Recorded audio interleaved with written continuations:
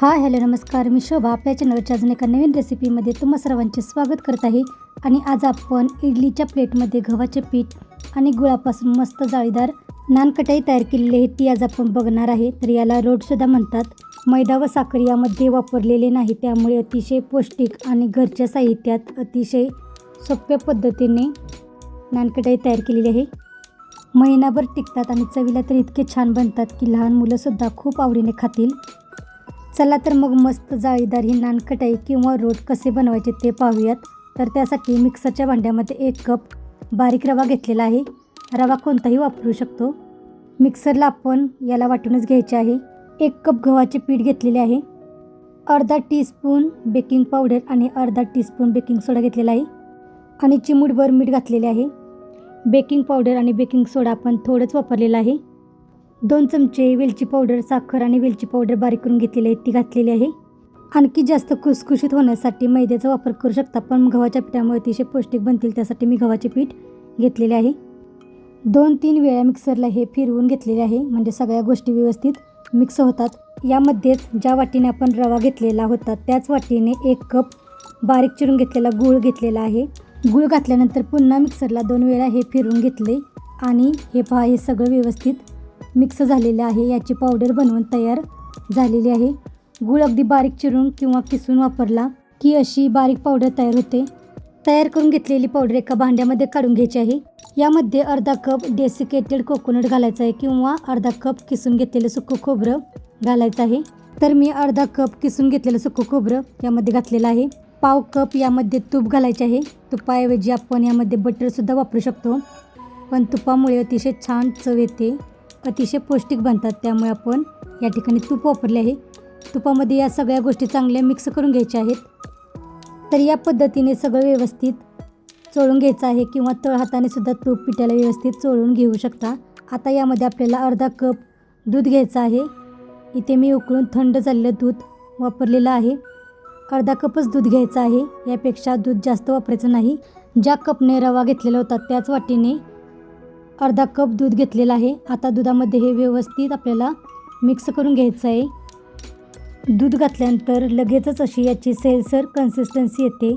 थोडंसं हे सैलसरच आपल्याला करून घ्यायचं आहे, कारण 1 तास आपण याला रेस्ट करायला ठेवणार आहे. त्यावेळेमध्ये रवासुद्धा चांगला भिजला जातो आणि चांगला फुलतो. 1 तासानंतर एक जाड तळाची कढई प्रीहीट करून घ्यायची आहे. तर कढईवरती झाकण ठेवून कढई आपल्याला 10 मिनिटे प्रीहीट करून घ्यायची आहे. 1 तास झालेला आहे. यातील रवासुद्धा चांगला भिजलेला आहे आणि हे बॅटर जे सैलसर वाटत होतं ते आता दाटसर झालेलं आहे. आता याचा गोळा बनत आहे.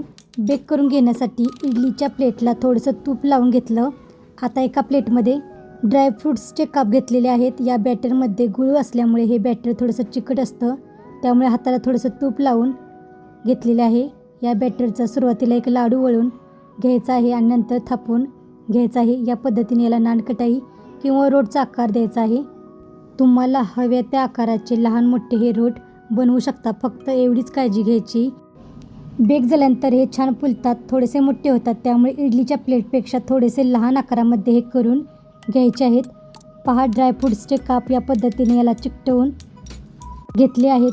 या पद्धतीने हे काप जर चिकटवून घेतले तर बेक झाल्यानंतर ते सेपरेट होत नाहीत, कारण आतपर्यंत ते व्यवस्थित चिकटले जातात. तर या पद्धतीने प्लेटमध्ये सुक्या मेव्याचे काप घेतले. आता गोळा करून नानकटाई करून घेतली आणि ड्रायफ्रूट्स या पद्धतीने चिकटवून घेतले आणि इडलीच्या प्लेटमध्ये हे व्यवस्थित सेट करून घेतले. इडलीच्या प्लेटमध्ये बेक करून मी घेणार आहे. साध्या प्लेटमध्ये सुद्धा बेक करून घेऊ शकता. या प्लेटला तूप लावून घ्यायचे आहे किंवा बटर पेपर लावून घेतला तरी चालेल. 10 ते 15 मिनटे कढई प्रीहीट करून घेतलेली आहे. आपल्याला 30 ते 35 मिनटे नानकटाई बेक करून घ्यायची आहे. तर बारीक गॅसवरती नानकटाई 30 मिनटे बेक करून घेतलेली आहे. आत तयार झालेली हीट बाहेर येणार नाही याची आपल्याला काळजी घ्यायची आहे. मंद आचेवरती 30 ते 35 मिनटे आपल्याला बेक करून घ्यावे लागेल. 30 मिनटानंतर तुम्ही पाहू शकता इडलीच्या प्लेटमधील ही नानकटाई बेक झालेली आहे. यापेक्षा जास्त गडद रंगावर बेक करायचे नाही, नाहीतर खालून ते करपू शकतात. बेकिंग सोडा आणि बेकिंग पावडर आपण अगदी थोडे वापरलेलं होतं, तरीसुद्धा ही नानकटाई मस्त फुललेली आहे, छान बेक झालेली आहे, रंगसुद्धा छान आलेला आहे. यापेक्षा जास्त गडद रंगावर बेक केले तर त्या खालून करपू शकतात. तयार झालेल्या नानकटाई रोट एका ताटामध्ये काढून घेतल्या आणि परत इडलीच्या प्लेटमध्ये राहिलेली नानकटाई रोट आपण इडलीच्या प्लेटमध्ये लावून घेतलेले आहेत आणि त्याच्यावरती आपण तूप लावून घेतलेले आहे. झाकण ठेवून आपण 20 ते 25 मिनिटे नानकटाई भाजून घेतलेली आहे. घरच्या साहित्यामध्ये मैदा किंवा साखर न वापरता अतिशय साध्या आणि सोप्या पद्धतीने ही नानकटाई रोट तयार झालेले आहेत. ड्रायफ्रूट्स वापरणे पूर्णपणे ऑप्शनल आहे. तुमच्याकडे जे ड्रायफ्रूट्स असतील ते सुद्धा वापरू शकता. आणि हे पहा, आतूनसुद्धा मस्त जाळीदार हे बनलेलं आहे. पूर्णपणे थंड झाल्यानंतर एखाद्या एअर टाईट कंटेनरमध्ये 1 महिन्यासाठी स्टोअर करून ठेवू शकता. यामध्ये तूप, वेलची पावडर वापरल्यामुळे अतिशय चवीला छान लागतात. हे रोट चवीला अतिशय छान बनतात. मुलांना मैद्याचे बिस्किट देण्यापेक्षा या पद्धतीने गव्हाचे पीठ आणि गुळापासून ही नानकटाई दिलेली कधीही चांगली. या पद्धतीने ही रेसिपी नक्की करून पहा, घरातल्या सगळ्यांना आवडेल. फक्त हे बॅटर 1 तासभर तरी भिजत ठेवायला लागते. यातला रवासुद्धा चांगला बेक होतो. रेसिपी आवडली असेल तर लाईक, शेअर आणि सबस्क्राईब करायला विसरू नका. आणि कशी वाटली तीही कमेंटमध्ये नक्की सांगा. आणि वेळात वेळ काढून रेसिपी पूर्ण बघितल्याबद्दल धन्यवाद.